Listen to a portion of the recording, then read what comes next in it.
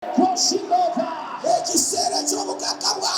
into the time of my prosperity. Olwaleero omusumba wa Christian Life Ministry Pastor Jackson Senyonga wamu ne mukyala we Eva Senyonga basabidde eggwanga Uganda okubaamu emirembe mu mwaka gwa 2026 newankubadde nga tugenda mu kulonda.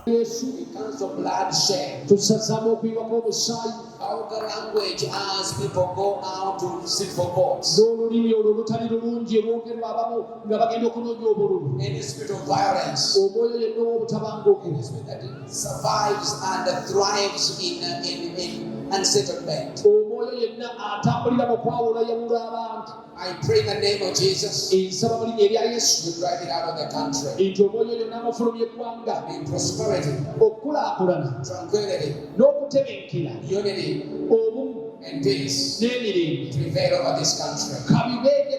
In Jesus' name. Amen. Shout hallelujah.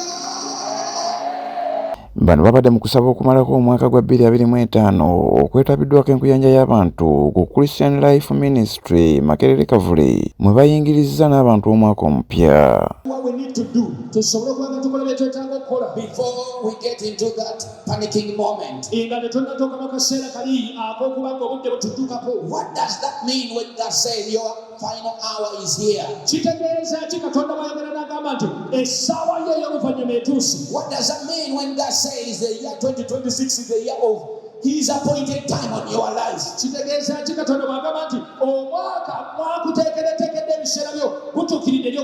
It means what took 5 years can take 1 day. Because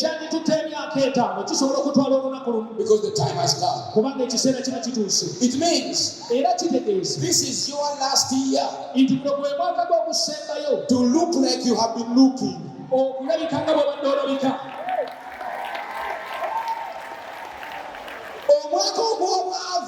The year of poverty. And some ministers come. Are you ready?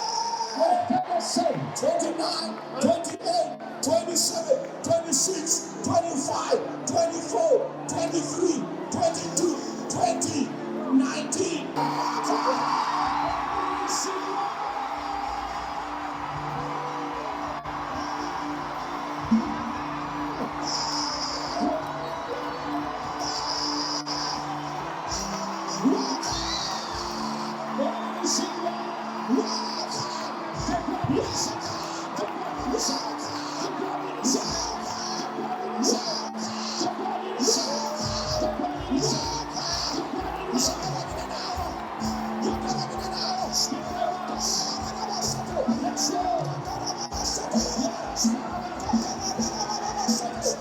Welutuukidde olwaleero ng'ebula ennaku 14 okutuuka kulonda abakulembeze ab'enjawulo era onajjukizza abantu nti omukulembeze omutuufu alondebwa Katonda.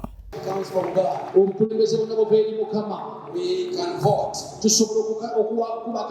God will choose. So lift and say, Lord Jesus, we pray for the current government. We pray for the opposition parties.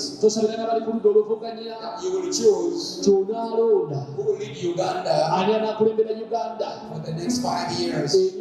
Okusaba kuno kwetabiddwako Meya wa Kawempe Division Emmanuel Sserunjojo Weddembe era asinzidde wano n'asaba kikyuka ebyokulonda okukola omulimu gwako ng'eggwanga lyolekera okulonda. Akasa mwaka guno ogenda kuba akalulu emyaka 5 okuddamu kakuba oluvannyuma lw'emyaka 5. So Sumba asabidde abantu okukola okusalawo okulungi eri omuntu agenda okubeera omukulembeze. Kati nabo tusaba Katonda atuwe omukulembeze omulungi. Nze ndi chairman wa National Unity Platform mu Kawempe era nsobola okwogera ne kubuulira nti omusumba ayogedde ku mutabanguko, ayogedde ku mbeera embi naddala mu by'okulonda nga tuyingira okulonda. Kirajje kizze kyeraga bwatu nti enteekateeka y'abantu abategeka ebyokulonda bwe bagezaako okutunuulira sayidi emu, bwe bagezaako okulaga okutya eri omuntu omu olw'okuba yabawa omulimu, ebimu ku bivuddeko obuzibu. tusuubira nti ekiyinza okumalawo obutabanguko ekibiina kekakiko k'ebyokulonda okubeera impartial ne kakkiriza nti twaweebwa omulimu kukola duty era duty ogikole bulungi ng'olaga professional. Ono era wakanyiza n'ensonga y'okugana bannayuganda okukwata bendera y'eggwanga kyagamba nti kikyamu. Bendera baba bagituwa kiro bw'ovaayo otya ayina ogamba ate saagala yeewuuba ekiro nga lwe bagitukwasa lwennyini bagitukwasa kiro abaagikwata bagikwata kiro nti bendera tewakuweewuuba misana. Bendera yakwasibwa kiro akabonero akalaga nti nno esobola okwewuuba ekiro n'emisana.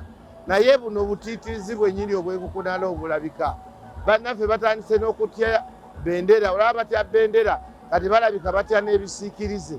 Bendera eteekwa okubeera nga omuntu okugikwata talina musango gwaziza.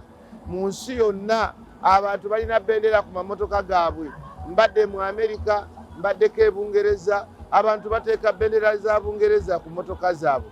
Mu Amerika abantu batambula ne bendera ku motoka zaabwe. Mu kusaba kuno omusumba Jackson Ssenyonga alangiridde okusiiba kw'ennaku 24 okuva kati okutuusa nga 21 January n'ekigendererwa eky'okutula enjegere ezisiya obulamu bw'abakkiriza mu mwaka gwa 2026. Start prayer and fasting, tandika okusaba n'okusiiba, and we are going to see you on the 25th fasting day tugenda kusisinkana ennaku z'omwezi nga 21 as we conclude the fast. nga tukomekereza okusiiba kwaffe. But between that, naye wakati awo we are going to come here every single night except Saturday. tugenda kuba tujja wano kuleka awongeeza okujjako olw'omukaaga. Stephen Sekamati, Magala TV, Agatalinda.